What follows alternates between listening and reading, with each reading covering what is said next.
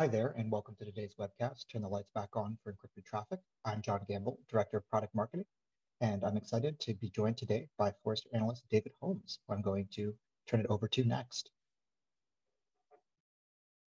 Hello, everyone. Welcome to this talk. I'd like to thank Corelight for having me on as a guest speaker to talk about my research.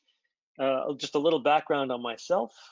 I'm David Holmes. I'm an analyst at Forrester Research, and I cover network security controls, microsegmentation, DNS, network analytics and visibility, and I have a lifelong cryptography enthusiast going all the way back to when I was 9 years old, developing an interest in encryption and decryption, and it has been a theme throughout my entire career. So I'm very, very happy that Corelight has given me a chance to talk about a report that I wrote earlier this year, which is a topic that is very near and dear to my heart, and also it has been a problem, an increasing problem for security architects and cybersecurity architects for years, and it's only getting worse. And so what you're about to be treated to in the next 19 minutes or so is basically the audiobook version of my report, Maintain Security Visibility in the TLS 1.3 era. And if you're a Forrester client, you can get this report. But also, Corelight has graciously bought the reprint rights to it, so you can get this report from Corelight. Either talk to your rep who'll get you a copy, or I think you might be able to get it from the Corelight website, but I'll let them tell you about it. But anyway, so this is the report that I published earlier this year, and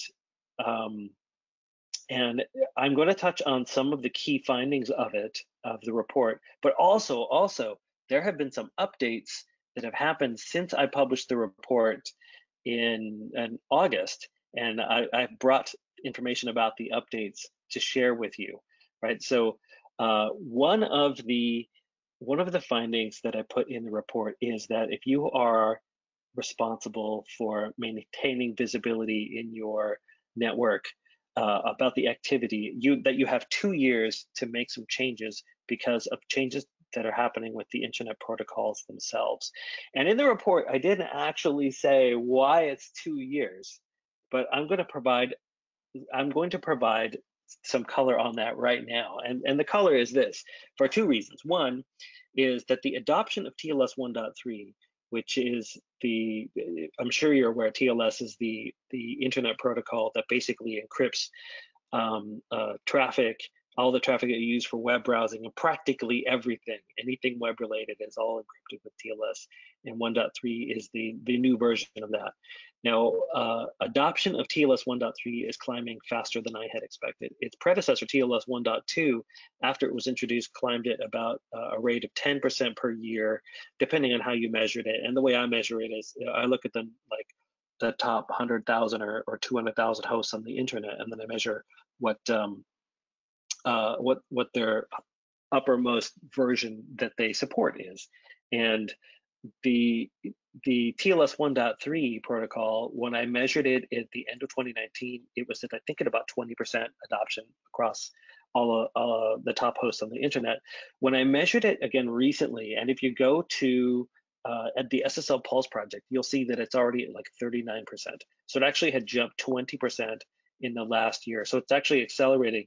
It's getting adopted much more quickly than I had anticipated, which only underscores the need that you need to do something, as you will see. And then the second reason that you need to do something is when I wrote this paper, there was actually no particular reason that somebody would be forced to upgrade to TLS 1.3 from a security perspective. That is, TLS 1.2 had no known vulnerabilities against it that would cause somebody to say, oh, we better switch to TLS 1.3, right? However, since I published that report, that may no longer be true. So I woke up one night, couldn't get back to sleep, so I was looking through my Twitter, and I saw somebody had published this thing called the Raccoon attack. And the Raccoon attack is what I call one of these sort of boutique attacks, where this is not something you will ever see in the wild, right? This is an attack where it's an attack against the protocol and it can affect TLS version 1.2 and all previous versions, right, under certain extreme conditions. Again, that you would never see this in the wild, and it's a theoretical attack, but the cryptography community takes these kind of attacks very, very, very seriously. If you're familiar with an attack, it's been so long, I think it was called the Poodle attack against SSL version 3. Again, that was not something anybody ever saw in the wild. It was much more of a theoretical attack, but SSL version 3 was basically turned off across the entire internet in like a quarter, in like 4 months. It went from 98% adoption to like 30%, and then there was a long tail of hosts that never turned it off. But anyway, so the Raccoon attack has been published, and you're not likely to see it in the wild. And if you do go to Google the exact details, and I won't take the time to go into it right here on how it works, but be sure that you Google TLS attack. Don't just Google Raccoon attack, because if you just Google Raccoon attack, you will actually be treated to all these images of people being attacked by the actual animal, and that's not something you want to see. So there, I just saved you from having to look through all those images. But anyway, the point there is that if the security community ends up taking the Raccoon attack as seriously as they did the Poodle attack, you may see calls for TLS 1.3 to start to become the de facto security protocol. And this is a trend that I have been following, gosh, for ever since I was coding inside the OpenSSL project. I didn't code for the project. I was a developer who used the OpenSSL toolkit for like 10 years. And so I paid very close attention to the how the mechanics of how browser encryption works and how information is kept confidential across the internet. And so this graph is sort of a representation of the way I plot over time that user browser privacy has increased, yet the ability to monitor what's happening on, say, your own network has decreased. And what I mean by this is that when SSL was basically first developed and put into browsers, it was really there to hide credit cards and usernames and passwords that were transiting across the network. It wasn't necessarily there to hide what website you are going to.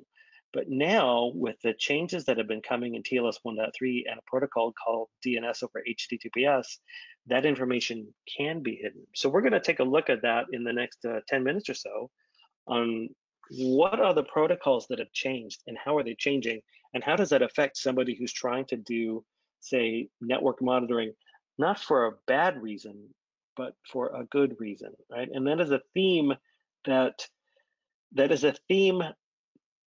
throughout this research, is that many of the changes that have been proposed to these internet protocols have been to preserve the privacy of individuals without necessarily taking into consideration, say, the enterprise network, where somebody is trying to do some protection.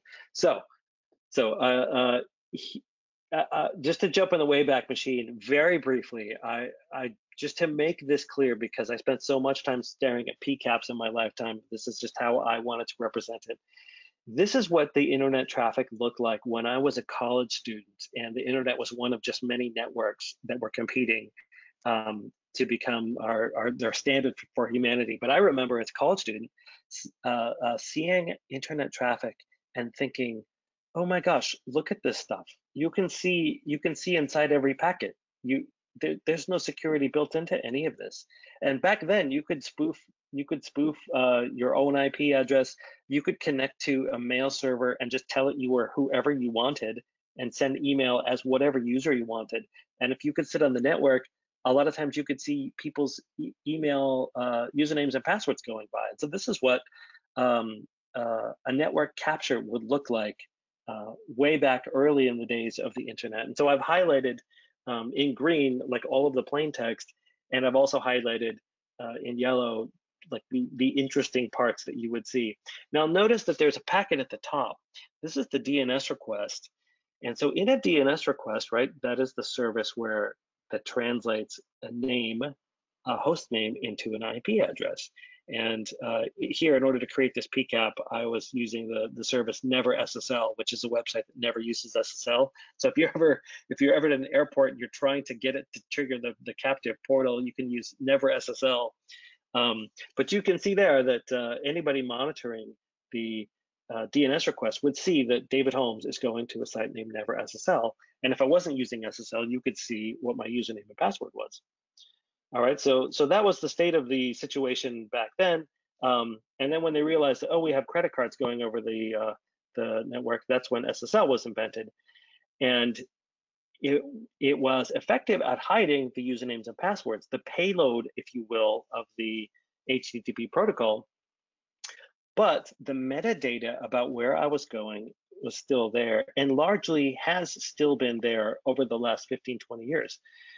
So here's what a modern packet capture would look like in a system that doesn't use DNS over HTTPS and uses, say, TLS 1.3. So you can see in the very first packet, in this packet capture, this is me going to www.forrester.com. You can see that in the DNS request. And so if you have a tool that is watching users, monitoring where they're going to make sure that they're not going to, say, a known phishing site or something, this is the data that it would receive. Now, in the SSL request, there has long been an extension called the server name indicator, which tells the receiving part of this, it tells the server side of the SSL connection what service is this user trying to get to. And this is for mega hosters on the internet. Think of like the Cloudflares of the world, who service tens of thousands or millions of websites, from single IP addresses. They need to know exactly what service am I trying to get to, what web page am I trying to get to, so that they can serve me back the right certificate, right? And so the name that I'm trying to get to is embedded in the client hello for the SSL connection. And you can see it right there. And that's still there. And then in TLS 1.2 and all previous versions, the server, once it's selected, will reply with its certificate. And the certificate contains its public key, which is used to create the session key upon which the rest of the connection will be encrypted. But it also contains the certificate, and the certificate is not encrypted. And in the certificate, it says what the service was. So you can see here that, oh, Forrester, David Holmes went to Forrester. So even if you didn't pick up the DNS request of me going to Forrester and you didn't pick up my client hello, you could even tell from the very first packet coming from the server that I went to Forrester, right? So there's three different ways of metadata, even if the information is encrypted, which most of it is these days, to be honest. You can see where I'm going. And so just to recap, there's the DNS request, the server name indicator, and the client hello, and the server hello will include the server certificate. So these are three different ways that security tools today can tell where is somebody going on the internet, right? Now, the new protocols hide this information. So DNS over HTTPS explicitly hides where is David going on the internet, right? If this was DNS over HTTPS, a packet capture would not show where it was going. There is an effort underway to encrypt the server name indicator, which is actually a super complicated process if you think about it, because, well, for many reasons. I don't have time to get into it now, but I think I go into it in the paper a little bit. That could be encrypted with a technique called encrypted SNI.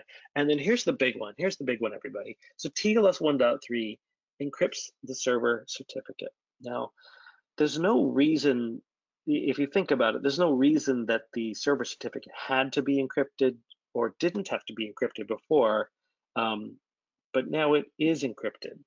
So if you had a user on your network who's using DNS over HTTPS, encrypted SNI, and TLS 1.3, you would have no idea where they were going on the internet. And so for privacy activists, they might think, hey, that's great. You know what? If somebody is a journalist in a country and they're trying to communicate information out, or if they were a spy who was trying to get information back to their, I don't know, their host country, or if they were a user of an untrustworthy ISP that is spying on them or is doing something like replacing their ads with their own ads. Or think about this.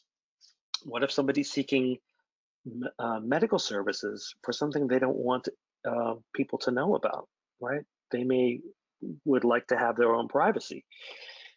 So these changes are good for them, but they are not necessarily good for, say, enterprise security architects who are trying to keep track of what is happening on the network, not so they can spy on their users, but so that they can protect them, right? So they can protect them. Almost every security service today includes some kind of either IP reputation or host name reputation, where they know what is a phishing site on the internet, or what is a site that hosts known malware, or perhaps even more critically, what is the current list of, say, command and control sites on the internet, right? A lot of that is done through DNS and through host names. In a system where there's no metadata, all of these things will stop working. So if you're running any kind of tool like network analytics and visibility, what we call nav tools, but you also see that as NTA in some other literature, or next generation firewalls, or any kind of DNS filters or blockers, or even some malware sandboxes, they require this metadata in order to keep working. So all right, so if you've stayed with me this far, you might be like, oh, okay, well, there's all these changes coming to these internet protocols, and they're going to remove this metadata, and all of my fancy security tools are going to stop working. What should I be doing? All right, so in the report, I put in some recommendations, and I'm going to give them to you here, and I'm also here going to give you a nuance that I did not include in the report. So in the short term, if you are on an enterprise network and you have the ability to block TLS 1.3, it is my recommendation that you block it until you can reliably intercept it, right? So I also recently published, I think it was back in July, my Forrester Wave on enterprise firewalls. And one of the things I looked at for all the firewalls was, did they support TLS 1.3? And to be honest, most did not, but almost all of them had it. It was on their roadmap to be done any day now. So I think one or two of the vendors had the ability to intercept TLS 1.3, and the other ones are getting there. So if you're on a network and you can't intercept it, then try to block it if you can. And there's different ways to block it. And rather than tell you something here that might be obsolete by the time you listen to this, I'll just let you go research that. For DNS over HTTPS, if you are in a network where you use what I call split horizon, where DNS resolves differently inside the network than it does outside the network, and there's a whole bunch of good reasons why you can and maybe should be doing that, right? If you have like a split horizon setup, I would suggest blocking DNS over HTTPS until your setup can support it. And I think you will have good success in blocking DNS over HTTPS, because the browsers, even though they have all implemented DNS over HTTPS, and even Microsoft has on its side, on the server side, everyone is very sensitive about there has to be the ability for administrators to override DNS over HTTPS on their own networks, just for no real other reason than to get split horizon work to keep it working. And they're going to be very sensitive about making sure that it can be blocked. So it's pretty easy to block DNS over HTTPS right now, except for maybe for Firefox, which is a little bit more aggressive about turning it on. And then encrypted SNI, this is not seeing broad adoption yet, and it may never, just because of the way it works and the way it has to be set up. It's super tricky and probably going to be very fragile in order to get that working. But the nuance here is, if you're thinking, David, I don't want to do all of these things, which one should I allow to keep going? And I would say, if you wanted to say block 2 of them and keep 1, I'd say, well, I think what I'm trying to get at with this point is maybe block DNS over HTTPS. That one might be the one to block. Encrypted SNI, if it doesn't take off, that one could be easier for your tools to consume for the metadata. Okay, and then I'm going to wrap up here really quickly, I promise. But something interesting had happened since I republished the report. About a week after I published the report, I saw this article go by on ZDNet that the CCP is now blocking TLS 1.3 and encrypted SNI. And when I saw this article, I was like, oh no, did they get a copy of my paper where I made these recommendations and then decide to close off privacy or for 1 billion people? But I looked at when they had put this in place. They actually put it in place I think about 2 weeks before my paper was published. So they came to these same conclusions on their own. Shortly after that, there was an article published that said basically Russia wanted to do the same thing. Now, there's an irony here that I kind of wanted to point out, not in the sense of I told you so, but this is a bit of a sad irony, right? One of the main drivers of, say, encrypting SNI and encrypting the server certificate and doing DNS over HTTPS, one of the main drivers of that was supposed to be to help people in countries that, say, some people consider repressive, and wish that they should be able to communicate without, say, Big Brother looking at where they're going. And then here, all the countries had to do in order to close it off was just ban these protocols. And like, if that's true, then what was the point of going through all of this work in the first place and then complicating all of the work that security architects today, who literally are trying to use this information to secure their users and protect them, making their work so much harder? So I don't know. I guess it could probably even have been predicted that all of this was going to happen. All right, so one of the final points that I wanted to make was, so this encryption part, if you can't tell, it keeps getting trickier all the time, right? And so you will run into some people who will say, oh, well, we need to decrypt everything in order to solve these problems. And I'm not going to tell you that you shouldn't decrypt, but I will recognize that you may not always be able to decrypt traffic on the network, right? And sometimes if you are architecting something that's larger than just a lab, there may be good reasons not to decrypt it. So for example, if every time you decrypt all of the traffic to inspect it, right, you have to be aware that it could potentially leak from that point, or the key could leak from that point. You are actually introducing some risk when you decrypt it. So there are times when people make a decision, we're not going to decrypt here because we would violate our own PCI tunnel, something like that, right? There are challenges with key distribution. If you want to decrypt traffic, you got to distribute the keys, and then how do you protect the keys, et cetera, et cetera, et cetera. So there is a trend toward analyzing the encrypted traffic itself, and there's different approaches for how to do that, but almost all of them rely on the metadata that I have been showing you that is available in the network traffic today.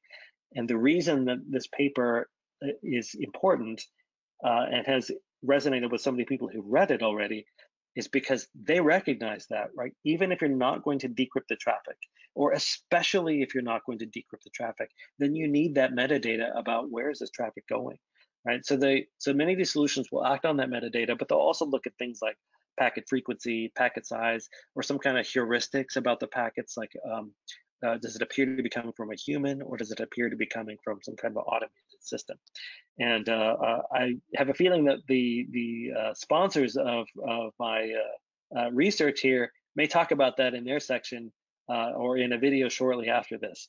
So again, I want to thank everybody for having me on here, and just have some closing words about that.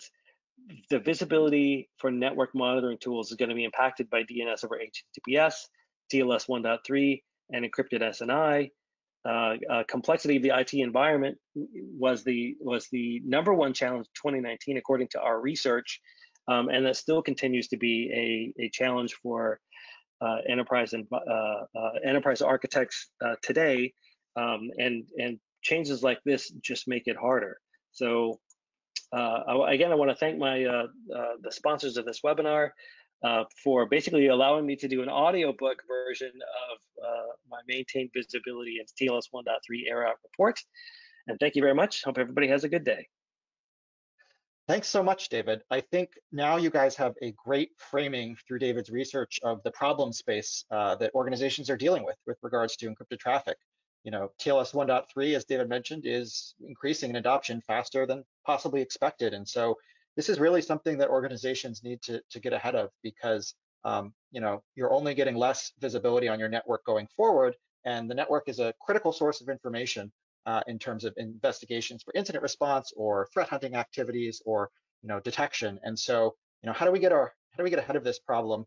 And especially in cases where you can't decrypt, as David mentioned, there may be a number of reasons for cost, IT, performance, privacy, regulatory reasons where decrypting doesn't make sense for your organization, or there may be certain parts of your network that decryption doesn't make sense for. And so, you know, do you give up in that instance where decryption isn't a good alternative? We here at Corelight, we think not. And the metaphor that we like to use, that I'm fond of, is if you recall a birthday or a holiday where as a kid you got a present and you weren't able to open it, but maybe you knew where it was, maybe it was in your parents' closet, but you wanted to know what was inside. Well, there's a lot you could observe about the contents of a closed system from the observable elements that you can see.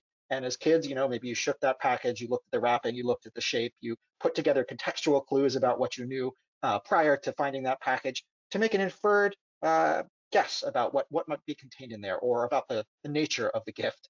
Well, that same approach, shaking the box, we like to say that can be applied to encrypted traffic analysis. And some of those techniques that David mentioned, right?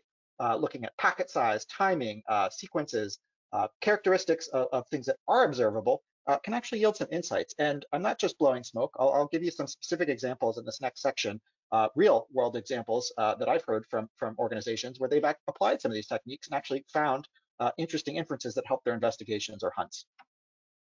So I want to introduce you, if you haven't heard of this tool, open source Zeke. Zeke is a network security monitoring tool. It's 25 years old. It's a really popular tool. Thousands of organizations around the world have deployed it, and it does three things exceptionally well. And I promise I'll get back to the relation to encrypted traffic analysis here in just a minute. But I just want to frame this tool for you because I'm going to be talking about it in a little bit more depth. So the three things that Zeke does incredibly well is it transforms your raw traffic, your packets, that machine code, right, servers talking to servers, into these beautifully organized human readable protocol logs. And why is that critical? Well, in security investigations, you need to make fast sense of what's happening on your network. And if you're relying on something like PCAP, you might get the answer, but you first need to collect that PCAP, and second, you need to know where to look. And you could spend hours digging through Wireshark looking for those answers. Zeke is kind of like SparkNotes for your network. It beautifully summarizes the protocol activity and links them all together. And so an analyst sitting in a SOC can make fast sense of saying, okay, this HTTP session had these characteristics and led to this next user movement, and that kind of inference can be done very quickly with Zeke logs. The second thing it does is it extracts files at line rate and reassembles them. It supports over 200 file types, from your PDFs to your PPTs and everything in between.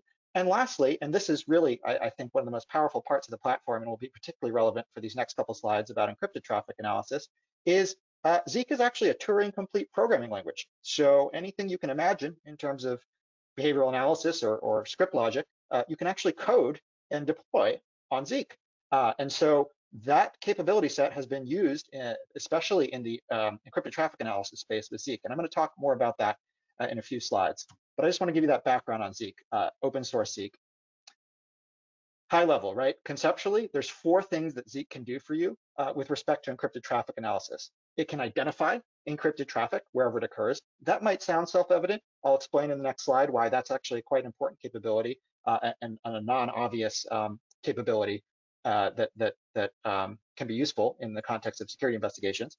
Number two, it parses those protocols that are encrypted, and it does it at an extremely deep level. And again, now recognizing TLS 1.3 removes some of the inspectable elements from those connections. But there are, of course, a number of encrypted protocols out there, not just SSL TLS connections. And Zeek is an excellent parser of encrypted traffic protocols. And I'll show you some of those logs and some of those fields in just a second. 3, it provides context around an encrypted connection. So, a lot of sophisticated attacks these days are encrypted. Even lesser sophisticated attacks use encryption to try to obfuscate what they're doing. But in most attacks and in most kind of connections, it's often not 100% encrypted. There may be a session, before the encryption occurs, where there's activity that's delivered over the network before the handshake is complete, that's in the clear. There may be activity after an encrypted session has been initiated from a particular machine that's connecting into your environment. And so that context, that unencrypted context around the encrypted connection, be quite useful from a security context to make sense of what's happening. And lastly, analysis, right? I mentioned that Zeek is a Turing-complete programming language. When you apply that potential in the sphere of encrypted traffic analysis, you can get some very, very interesting encrypted traffic insights that are automated. So you've actually scripted logic, or you're using a third-party, open source package, or Corelight in our case, and I'll talk about that, has some very cool automated encrypted analyses, and you're actually letting the tool do the work for you to generate inferences, right? To shake that box and say, hey, this particular encrypted connection here, we believe the following is true about it, and that might be worthy of investigation. Finding encryption wherever it occurs, right? Wolf in a sheep's clothing. I'll give you a great story here about how this is useful. I was talking to someone who was an open source Zeek user at a university environment, complex, large throughput network, and something interesting happened. And he saw Zeek basically alerted him to the fact that the SSL connection that he was looking at had actually failed to parse as SSL traffic, because a lot of tools out there in the network analysis space, they basically trust the header information, and they say, well, this traffic self-identifies as RDP, I'll trust it. But in reality, as a security person, you shouldn't do that. You should trust but verify that it's actually the protocol that it says it is. And that's what Zeek does. It goes a layer deeper and starts actually trying to parse that traffic to validate that it is in fact what it says it is. And in this case, this supposed SSL traffic that he was looking at, it wasn't SSL, and Zeek let him know that. And when he dug deeper, what he realized is it was actually a proprietary protocol, and it was a C2 server trying to talk in through an encrypted traffic channel that it assumed correctly was going to be ignored by some of the tools on the perimeter, like a firewall. It wasn't encrypted, but it was just self-identifying and saying, hey, port 443, I'm SSL. Please let me bypass the firewall. And he was able to find that context because Zeek had let him know that this wasn't actually SSL. Similarly, you can also find encryption protocols that are encrypted, but on non-standard ports as well. And that can be useful in other investigations, as you could imagine. I promised I'd show you some of the logs. So as I mentioned, there's a handful of kind of popular and common encrypted protocols. You see here on the screen an SSL log, an SSH log, the X509 log, which is a log that is descriptive of the certificates used in an encrypted connection. And these fields probably aren't legible to you, or maybe a few of them are on your screen. But I'll just call out some in particular here. So if you look at the SSL log, for example, or actually let's pick the X509 log, for example, where certificate information is in the clear, you're getting a ton of metadata about that certificate. And as we know, if you start kind of digging into certificates, very quickly you can find things that look interesting, strange, or suspicious. You may see expired certificates being used in your environment. Now that might be some sloppy development and totally benign traffic, or it might be a lazy attacker using an expired certificate to encrypt their connection. That's visibility you want. That's visibility that gets surfaced in the X509 log, for example. Now, third, correlation, right? I mentioned that it's important to get context around an encrypted traffic. There may be parts before or after the encrypted session that are unencrypted, and it's important for you as an analyst to understand that that's happening. Zeek has this really powerful capability that I haven't mentioned until right now, which is it's connection oriented. So it actually uniquely identifies connections using a alphanumeric kind of hash, a UID, that's unique for that connection, which means as an analyst, you can kind of glide across ports and protocols of a given connection in your SIM of choice or data lake tool of your choice simply by pivoting off of that UID, which again is unique per connection. So it allows you to basically trace activity as someone is kind of flipping through these protocols in their network movement. And in an encrypted context, that could mean you'd be able to tie a session pre-encryption where there's some activity going on, right?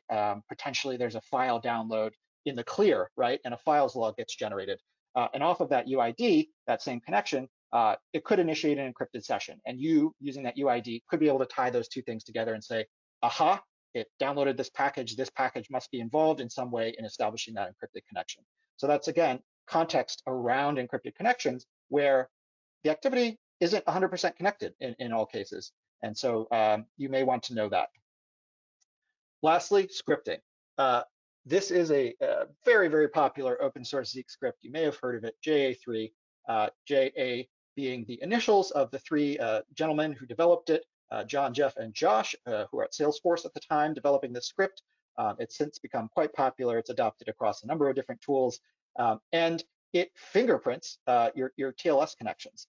And why is that useful? Well, if you're familiar with VirusTotal and kind of file analysis, same principle, right? You can start to apply that here to encrypted connections. And so while you might not be able to break and inspect them directly, you might actually be able to start identifying them and managing them from a blacklisting and whitelisting perspective, right? You could whitelist everything in your environment that you know is authorized and simply get visibility, i.e. some sort of alert to say, hey, this connection just popped up, it's not on the whitelist. Now you have that visibility. Now you can start to dig deeper. Now, TLS 1.3, as David mentioned, is reducing the footprint of visibility in terms of the handshake elements of that now get encrypted. But it doesn't completely eviscerate JA3's capability set in terms of fingerprinting. And in fact, this JA3 fingerprint can still work on TLS 1.3 connections. And I won't go into too much detail here just because we don't have time today, but those two links below in this slide, the first is the actual GitHub where you can download the package yourself. And the second is a blog written, I believe, by John Outhouse explaining how the fingerprinting works, and specifically in the context of TLS 1.3 as well, where he gives a specific example and shows that, in fact, some of the observable elements that are still present in TLS 1.3 allow for this fingerprinting to occur. Corelight, word from today's sponsor, real quick. We make Zeke-based network detection and response sensors. Zeke is at its core in our technology here, but we also have other cool technology capabilities built into these sensors, such as support for Suricata in our physical appliances. We provide fleet management capabilities, so you can deploy these sensors in all sorts of environments, whether that's physical networks or virtualized sensors or cloud sensors, right? You want to get visibility into your AWS, Azure, or GCP workloads. You can do that with our product as well. But Zeke is at the core, and in short, why do people buy our sensors versus build their own and open source Zeke? We make it a heck of a lot easier to deploy, highly performant in ways that we've just never seen the open source deployments be able to achieve. And we've packed it full of management features that just make it very easy to manage and integrate with your favorite tool set. And in the open source world, that can take weeks, sometimes months, even years at very large organizations we've seen to get full Zeke deployments up and running at scale. But one thing we've also done in terms of making this tool even better is we've actually extended its capability. And one area where we've done that particularly is around encrypted traffic analysis. And so what you're seeing here on this screen is a set of Zeke packages that are preloaded in our sensors and form our encrypted traffic collection, which is a collection of insights. Some of these are open source. As I mentioned, if you see there on the left, JA3, that's the open source Zeke script. So we've bundled that as kind of a best of breed open source package. There's also a similar package for SSH connections fingerprinting called Hash. But on the right-hand side, circled in the box in green, I just want to spend a minute talking about that because this is a great example of where Corelight is extending the power of the Zeke platform with proprietary insights. These are things developed by our research team, led by Dr. Vern Paxton, who's actually the inventor of Zeke, who 25 years ago invented it at LBNL. And he and his team of researchers doing analysis on live customer production networks actually are able to extend Zeke's power with these custom insights that are only available in the Corelight platform to date. These don't yet exist in the open source world. These are proprietary Corelight insights that our customers get by buying our products. I'll call out two in particular. SSH, right? A lot of people are working from home right now. you may have to be dealing with more SSH connections than ever before. You might have development teams, DevOps teams who need to SSH in, right, from various places all around your particular country of operation, the world. There's a lot of SSH activity around there. Now, if you're not breaking and inspecting it, you're going to need some sort of inference ability around that connection. And Corelight's done a lot of proprietary work there to extend the encrypted traffic analysis power of Zeek into SSH traffic. And one in particular that you see there, the third one down, is SSH client keystroke detection. David actually mentioned this earlier in the presentation about how it might be useful to know if it's a human or a machine talking to a machine. We had a customer actually who used this insight and realized that there were human keystrokes over SSH coming into their environment originating from IP addresses in China. Now, that might be totally normal. That might be authorized. That might be, part of their global distribution. In their case, it wasn't. And they said, this is interesting and worthy of further investigation, and allowed them to dig deeper to understand what was going on there. Now, I'm not going to disclose the investigation beyond that level of detail, but suffice it to say is that without that SSH client keystroke detection, without Corelight adding that field to the SSH log that Zeek generates saying, hey, not only is this an SSH connection, not only is this the metadata, but Corelight believes that these are keystrokes, human keystrokes that are traversing this SSH connection. That level of inference and insight without break and inspect allow that customer to go deeper. And in a world without it, they probably would have ignored it because it looks like any other type of SSH connection. And so that, again, is a great example of where shaking the box can kind of shake inferences out of encrypted traffic that, if you pull on those strings, can lead to fruitful investigations. And the other one I'll call out real quickly before closing is the bottom right one there. You see DNS over HTTPS, right? As David mentioned, this is increasingly, in favor in terms of DNS connectivity, and we're seeing all kind of major browsers adopt this. And so that means that, DNS, which previously was an extremely kind of voluminous, noisy part of your network, but also a very ripe part of your network for security analysis and investigation, because DNS is this, widely abused protocol in terms of attacks, from exfiltration to C2 connectivity. And so it's important to have good DNS visibility in your environment. But with DNS over HTTPS, you're of course now losing some of that kind of DNS metadata, most of that DNS metadata. And so what happens then? Do you give up? Do you just say, well, there goes DNS? In this case, we've actually developed a proprietary script loaded into our sensors that will at least give you visibility into what's happening and say, this is actually a DNS connection. This is actually DNS over HTTPS. And so, no, it's not going to have the same depth as the DNS log, which you would see in the clear, but it does give you that piece of information to say, okay, there is DNS activity happening here. This might not be what I thought it is, and allow you to pull on those strings further. So again, two quick examples among many in our encrypted traffic collection that are Corelight proprietary, where we've taken this approach of how can we push the boundaries of what's possible in terms of analysis and insight and inference on encrypted traffic without breaking and inspecting it. And again, the methods used here, David kind of described, which is it's about the observable elements in the connection. It's about the packets, the timing, the frequency, the characteristics, and the metadata that is available in those given connections, recognizing, of course, that increasingly there's less metadata available with these encrypted connections.